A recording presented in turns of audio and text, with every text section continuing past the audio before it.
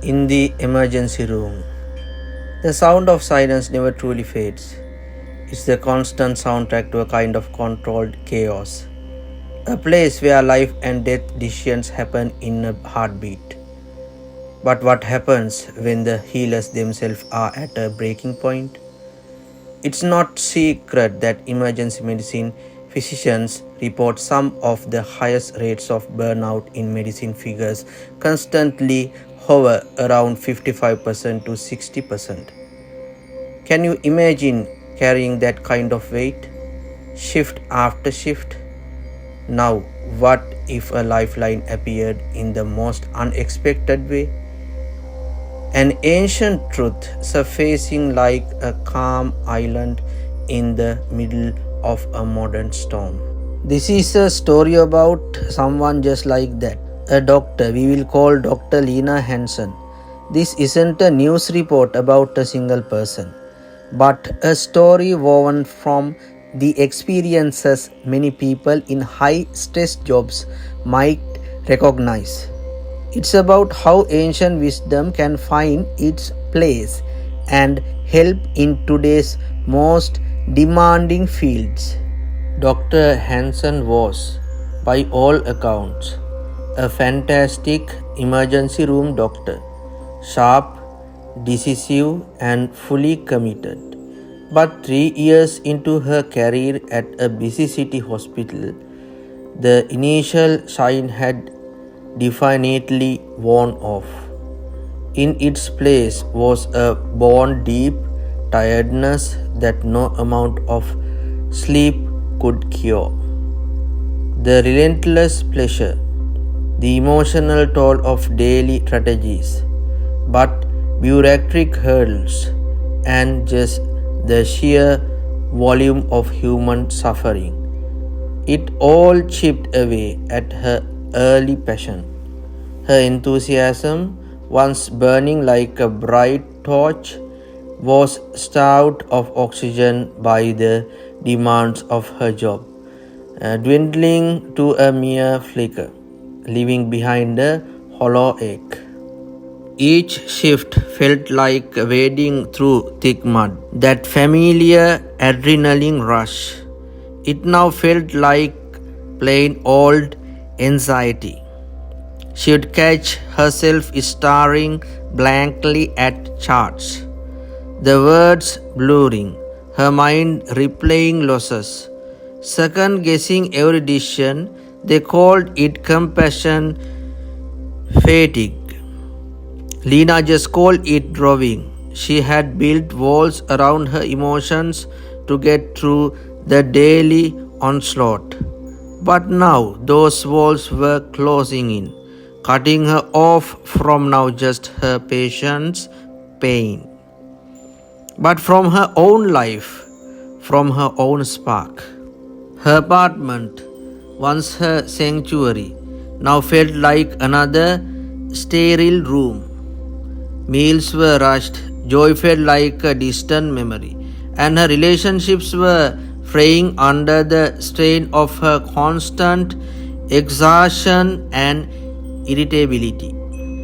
She was a textbook case of burnout, pretty much a walking example of those statistics she would sometimes read in medical journals with a kind of grim, detached recognition. How much longer could she do this? She often wondered. The thought of decades more felt like an impossible sentence. The life she would fought so hard to build, the career she would dreamed of, was now the very thing causing her deepest despair. One particularly brutal Tuesday, the emergency room was completely overflowing. A multi-car pile-up had flooded the base with critical patients. Alarms were blaring non-stop, and the air was thick with tension and the metallic scent of blood. Dr. Hansen was running on empty, her patient's paper thin, her focus shattering like a dropped mirror. Every new demand felt like another heavy stone piling onto her already overburdened shoulders. In the middle of all this chaos was an elderly gentleman, Mr. Silas Blackwood, brought in with a fractured wrist from a fall. He wasn't critical, but he was in clear pain. Yet when Lena finally reached his bedside, she was struck by this almost unnatural calm that seemed to radiate from him, like a quiet pond in the middle of a storm. His face, through edged with lines of discomfort, looked serene. His breath was even, his eyes clear and watchful. As she efficiently examined his wrist, apologizing to the delay, Mr. Blackwood just smiled faintly. "My dear doctor," he said, his voice surprising steady, "there is chaos all around." "Yes, but it does not have to be chaos within." Lena paused, thrown for a moment by his quiet words. They felt so out of place in the frantic energy of the emergency room. She managed a tight, professional nod and got back to her work. As she finished splinting his arm, he spoke again. "Have you ever heard the Zen story? Was your ball?" he asked gently. Lena admitted she hadn't. She was definitely more familiar with medical journals than Zen parables. "It's very simple," Mr. Blackwood went on, his gaze kind. "A young monk seeking great wisdom asks a Zen master for guidance. After they eat, the Zen master tells him, 'Wash your bowl.' The monk does it, and in that moment he gets it. The wisdom isn't in some grand, far off teaching. It's right here, in doing the task at hand, in being present with whatever is before you, whether it's washing a bowl or mending a bone." He looked at her pointedly, a gentle understanding in his eyes. "This," he gestured vaguely to the emergency room around them, "is a very large, very complicated bowl you are washing, but perhaps you only need to wash one part of it at a time." Lena didn't quite know what to say. She thanked him, gave instruction for his follow-up, and moved on to the next crisis. But his words and that simple story of washing a bowl echo in her mind like a quiet note under the usual noise of the emergency room. 4 days, Dr. Hansen dismissed Mr. Blackwood's words as the quiet tremblings of an old man sent stories. Mindfulness. How could something too passive possibly help in a place that demanded constant, aggressive action? Her world was all about intervention, speed, and high stakes decisions. There was no time to leisurely wash bowls, metaphorically or otherwise. And yet, the image of the calm old man and his simple instruction kept popping into her head, especially during times of peak stress. One afternoon, while she was frantically trying to juggle 3 critical patients at once, that familiar wave of overwhelm threatened to pull her under. Her heart was hammering. Her thoughts were racing like a runaway train, and that awful feeling of impending failure loomed. Then Mr. Blackwood's voice surfaced in her memory. "Wash one part of it at a time. Almost without thinking, she took a breath, a real breath, not the shallow panic gaps she'd gotten so used to.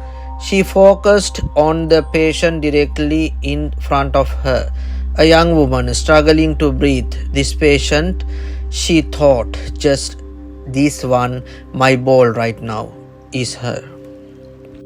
She focused entirely on stabilizing the young woman, consciously pushing away the din of other demands, the ticking clock, the fear of what might happen with the other patients. For those few minutes, her world shrank to that single bed, that single life. She intubated the patient, her movements precise, her mind, for the first time in what felt like forever, startlingly clear. A thick fog lifted, revealing the path ahead. When the immediate crisis with that patient was over, she moved to the next and then the next, trying to hold on to that singular focus. It wasn't easy. That ingrained habit of frantic multitasking fat back hard, like a strong current trying to pull her off course. Her mind still darted, still worried, but there was a subtle shift. A teeny seed of awareness had been planted. Lena began experimenting cautiously. When she sutured a wound, she would focus only on the needle, the thread, the skin. When she talked to a worried family member, she would try to truly listen, to be present with their fear, instead of already thinking about the next patient. She started noticing the small details. She would become numb to specific shade of blue in a child's frightened eyes, the reassuring grip of a college's hand on her shoulders, the way of early morning light sometimes filtered through the grimy emergency room window, painting fleeting patterns on the floor. These weren't grand epiphanies. There were still days when stress felt unbearable, when cynicism crept back in. Trying to apply mindfulness in an emergency room felt like trying to meditate in the middle of a rock concert. But slowly, bit by bit, something was changing. That constant churning anxiety in her chest began to loosen its grip, like a tight knot slowly unraveling. She found that by focusing on the task at hand, by washing her bowl, she wasn't slower, she was more efficient, less like to make the kind of mistakes that haste and distraction can cause.